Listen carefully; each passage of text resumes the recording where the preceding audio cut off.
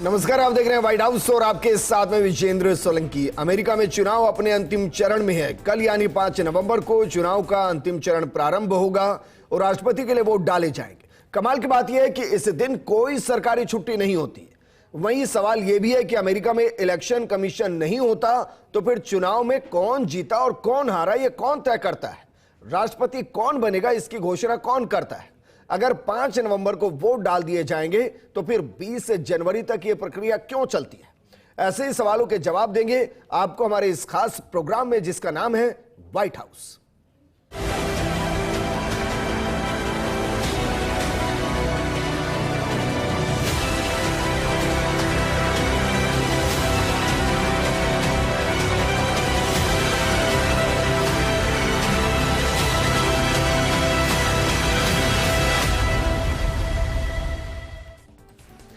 America के चुनाव पर बात करने के लिए हमारे साथ वॉशिंगटन से जुड़े हमारे फॉरेन कॉरेस्पोंडेंट अविनाश कल्ला जी। अविनाश जी, क्योंकि हम लगातार बातचीत कर रहे हैं और कल फाइनल वोटिंग होगी राष्ट्रपति के लिए, तो सवाल यह है कि सर कल वोटिंग है, अभी तक का चुनाव पैटर्न क्या रहा, चुनाव कैसा रहा, कितने प्रतिशत वोट अभी तक पड़े? विजेंद्र, अगर देखा जाए तो करीब करीब 24 करोड़ लोग जो हैं वो रजिस्टर्ड वोटर्स हैं अमेरिकी चुनाव में, और अनुमान लग रहा है कि करीब करीब इसमें से 15 से 16 करोड़ लोग अपना वोटिंग राइट इस बार जो कल तक वोट डालेंगे वो डाल जाएंगे। अभी तक जितने आंकड़े आ रहे हैं अलग अलग अकाउंट से, तो उसमें करीब करीब 7 करोड़ के ऊपर यानी 31% के करीब लोग अपना मतदान कर चुके हैं, अर्ली वोटिंग हो गई है। और अगर हम जो अभी तक बात करते आ रहे हैं, हमारी बातचीत का मुख्य मुद्दा रहा है स्विंग स्टेट्स, तो उनका अगर हम आंकड़ा देखें तो सबसे ज्यादा नॉर्थ कैरोलिना में 60% से ज्यादा मतदान हो चुका है।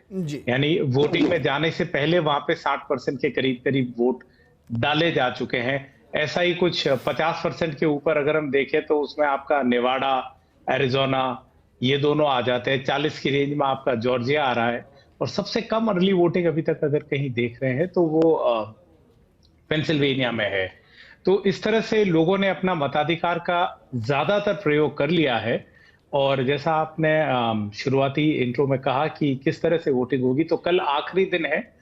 मैं अभी वॉशिंगटन डीसी में हूं, तो यहाँ सुबह 7 बजे से मतदान चालू हो जाएगा, जो शाम 8 बजे तक वोटिंग होती रहेगी। तो ट्रेंड ये है कि अर्ली मॉर्निंग लोग ज्यादा अपना वोट कास्ट करेंगे या फिर शाम के टाइम 5 बजे के बाद, मतलब या तो ऑफिस जाने से पहले या ऑफिस से आने के बाद करेंगे।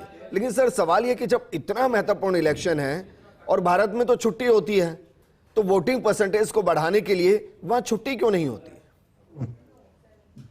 आपकी आवाज क्लियर नहीं थी, आप एक बार अपना प्रश्न वापस पूछेंगे? सर मैं कह रहा हूं कि जिस तरीके से आप कह रहे हैं कि भाई सुबह वोटिंग ज्यादा होगी, फिर इवनिंग में वोटिंग ज्यादा होगी, मतलब कि लोग ऑफिस जाएंगे या तो ऑफिस जाने से पहले या ऑफिस से आने के बाद वोट डालेंगे।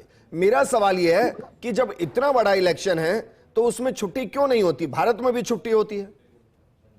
देखिए, यहाँ नियम ही नहीं है। हम यूज्ड टू है कि हमारे यहाँ जिस दिन वोटिंग हो उस दिन छुट्टी मिले, ये हमारे यहाँ पे एक नॉर्म बना हुआ है। लेकिन अधिकतर अगर आप वेस्टर्न कंट्रीज में जाएंगे तो वोटिंग वाले दिन कोई छुट्टी नहीं होती, और इसीलिए शायद अर्ली वोटिंग और मेल बॉक्स वोटिंग का प्रचलन बढ़ा है। यहाँ क्यों, ब्रिटेन में भी चुनाव वाले दिन कोई छुट्टी नहीं होती। ठीक, तो ये हमारे यहाँ की एक लग्जरी है कि हमें उस दिन छुट्टी मिलती है, क्योंकि हमारे यहाँ एक ही दिन वोटिंग होती है। और यहाँ आप देख लीजिए करीब करीब वोटिंग 15 दिन तक चलती है, तो इसलिए लोग अपना शेड्यूल बना के रखते हैं कि मैं इस वक्त जाके अपना वोट कास्ट कर दूंगा या मेल बॉक्स पे डाल दूंगा। सर क्योंकि कल इलेक्शन डे है एक तरीके से, मेरा सवाल है कि भाई इलेक्शन कमीशन है ही नहीं वहां, तो फिर राष्ट्रपति की घोषणा कौन करता है, कैसे होती है? और हम देखते हैं कि हमारे यहाँ जिस दिन अंतिम बार वोट डल रहे होते हैं, अंतिम चरण के वोट होते हैं या फिर जहां परिणाम आ रहे होते हैं, उस दिन जो बड़े बड़े नेता होते हैं उनके दिन की शुरुआत बहुत अलग तरीके से होती है। क्या इस कल्चर को वो भी फॉलो करते हैं? नहीं, यहाँ इस तरह की कोई कल्चर नहीं है। और ये जो हम बार बार कॉन्वर्सेशन कर रहे हैं, यहाँ एक सेंट्रलाइज इलेक्शन कमीशन नहीं है, पर हर राज्य का एक अलग इलेक्शन ऑब्जर्विंग बॉडी होती है, उसको लीड करते हैं उनके ऑफिशियल्स होते हैं। तो राज्य के लेवल पे होते हैं, लेकिन नेशन वाइड कोई ऐसा एक बॉडी नहीं है। तो एक तो ये है बात, और दूसरी ये बात है कि यहाँ जो इलेक्शन का रिजल्ट घोषित होता है, जैसे कल देर रात से ही गिनती शुरू हो जाएगी। एक बार जब सारे वोट्स डाल दिए जाएंगे, काउंटिंग इमीडिएटली स्टार्ट हो जाती है। और रोचक बात यह है कि जो परिणामों की घोषणा होती है, वो यहाँ पे मीडिया करता है। एसोसिएटेड प्रेस एक गोल्ड स्टैंडर्ड है इनका, कि एपी ने रिजल्ट कॉल आउट कर दिया। तो ये जो इलेक्शन के हमें रुझान आने शुरू होते हैं अलग अलग चैनल्स, 1848 से एपी जो है वो इलेक्शन कॉल करते आ रहा है 12वें राष्ट्रपति चुनाव के बाद से अब तक, और उनका प्रेडिक्शन बहुत सटीक रहा है। वो कभी भी नहीं होते, जब उनको थोड़ा सा भी संशय हो कि जो कैंडिडेट नंबर 2 पे है वो अभी भी जीत सकता है या कोई लीगल दाव पेच आ सकता है, तो वो इलेक्शन कॉल आउट नहीं करते। और यही एक रीजन रहता है कि पिछले चुनाव में देखिए चौथे दिन हमें पता पड़ा कि कौन जीत रहा है। और अब तो ये प्रचलन हो गया है कि जो टीवी चैनल है, CNN है, फॉक्स है, MSNBC है, उन्होंने भी अपनी एक अलग इलेक्शन टीम बना ली है, जिनका जी।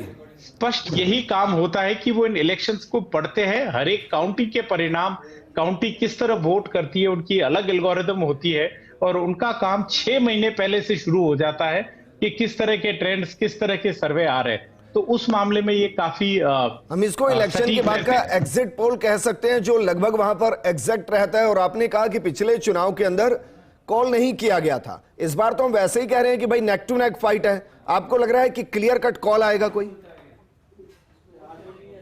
आपकी आवाज कट रही है वीरेंद्र। सर मैं ये कह रहा हूं कि जिस तरीके से आपने कहा बीते चुनाव के अंदर कोई कॉल नहीं किया गया, क्योंकि कंफ्यूजन था कि भाई सेकंड नंबर का कहीं ऐसा ना हो जीत जाए। इस बार तो हम शुरू से मान रहे हैं कि नेक टू नेक फाइट है। क्या इस बार आपको लग रहा है स्पष्ट क्लियरेंस रहेगा मीडिया हाउसेस की तरफ से? नहीं, देखिए इस बार भी जो काउंटिंग है वो बहुत क्लोज रहेगी, और ये कोई नहीं कह रहा कि परिणाम उसी दिन आ जाएंगे या उसी रात आ जाएंगे। हो सकता है समय लगे, कितना समय लगे ये पता नहीं।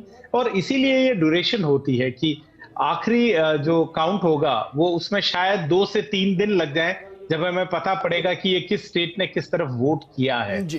तो कांटे की टक्कर है, और जल्दी रिजल्ट की अपेक्षा नहीं की जा रही। तो सर आप 2-3 दिन कह रहे हैं, मैं कह रहा हूं कि अगर मान लेते हैं 7 दिन भी लग जाते हैं इसमें, तो मेरा सवाल फिर भी वहीं खड़ा है। तो 20 जनवरी तक चुनाव क्यों जाता है, और राष्ट्रपति की घोषणा कौन करेगा फिर? देखिए राष्ट्रपति इसमें बहुत सिंपल होता है कि जिस तरह से अभी तक हम बात करते आ रहे हैं कि करीब करीब 93 सीट्स पे ही पूरा पेज फंसा हुआ है, तो उनपे जब इनकी डिक्लेरेशन आ जाती है, तो अभी तक जैसे मैंने कहा मीडिया ही कॉल आउट करती है। ठीक। तो मीडिया एपी पहले घोषणा करता है। पिछला चुनाव जब मैं यहाँ था तो मैंने देखा कि फॉक्स न्यूज ने शायद तीसरे दिन कहा था कि एरिजोना स्विंग हो गया, और वहां से डिसाइड हो गया था कि अब जो बाइडेन आगे रहेंगे इस पूरी चुनाव में।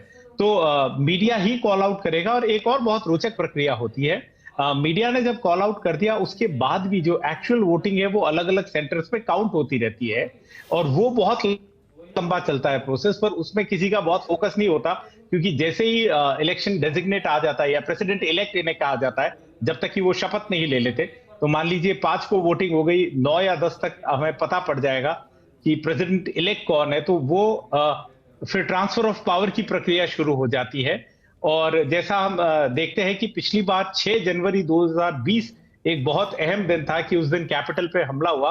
तो कैपिटल के अंदर जो उस दिन प्रक्रिया होती है, जो इस बार भी होगी, और इसीलिए 20 जनवरी को घोषणा होती है कि उपराष्ट्रपति जितने भी स्टेट से रिजल्ट आते हैं उन पे हाउस पे बैठते हैं, और वो हर एक स्टेट के इलेक्शन को वैलिडेट करते हैं। उपराष्ट्रपति के पास ये सिग्नेटरी पावर होती है कि वो कहें कि नहीं, मैंने सारे डॉक्यूमेंट्स और सारी दस्तावेज देख लिए, ये फ्री एंड फेयर हुआ है, इस स्टेट का इलेक्शन ये रहेगा। तो उस दिन वो प्रक्रिया पूरी हो जाती है, और वो स्टैंप कर देते हैं कि जो भी इलेक्शन कॉल आउट हुआ है या जो नतीजे आए हैं वो बिल्कुल सटीक है। और उसके बाद 1 या 2 हफ्ते का प्रोसेस होता है, और ओथ टेकिंग सेरेमनी होती है 20 जनवरी। ठीक, अंतिम सवाल सर, क्योंकि कल वोट डालेंगे, सिक्योरिटी कैसी होती है? क्या जिस तरीके की खबरें यहां आती है कि भाई एक दूसरे को वोट डालने से रोका गया, वहां सब होता है? नहीं, ऐसा कुछ भी नहीं होता है यहाँ। बहुत उस हिसाब से इलेक्शन बहुत मैच्योर होता है। हाँ, हमने इस पूरे चुनाव के दौरान कुछ एक छिटपुट घटनाएं देखी, पर जहां 50 राज्यों में एक साथ चुनाव जा रहे हैं, वहां 1 या 2 जगह बैलेट बॉक्सेस पे अगर कुछ हमला या कुछ अनहोनी या कुछ अप्रिय घटना हो जाए तो उन्हें बड़ा नहीं कहा जाता।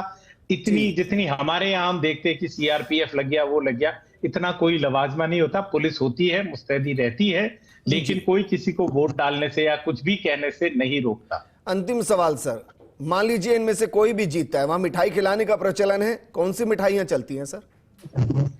नहीं, यहाँ मिठाई का कोई प्रचलन नहीं है, पर हाँ, जैसे इलेक्शन कॉल आउट हो जाता है तो जो कैंडिडेट चुनाव में हारता है, एक यहाँ पे ट्रेडिशन है कि वो सीधा कॉल करता है उस कैंडिडेट को जो जीता है और उन्हें बधाई देता है। तो वो औपचारिक फोन कॉल के बाद ही विनर आके कहता है कि मुझे कॉल आ गया है कि मेरे ओपोनेंट ने कंसीड कर दिया है, और फिर वो अपना विनिंग स्पीच देते हैं। अविनाश साहब शुक्रिया, क्योंकि जिस तरीके से कम वक्त में और कम दिनों में आपने पूरे अमेरिका के इलेक्शन को आसान भाषा में समझाया, मुझे लगता है कि जो भी हमें सुनते हैं वो समझ गए होंगे कि अमेरिका में इलेक्शन कैसे होता है, किस तरीके से राष्ट्रपति को वहां चुना जाता है। बहुत शुक्रिया सर हमारे साथ जुड़ने के लिए। व्हाइट हाउस में फिलहाल इतना ही। नमस्कार।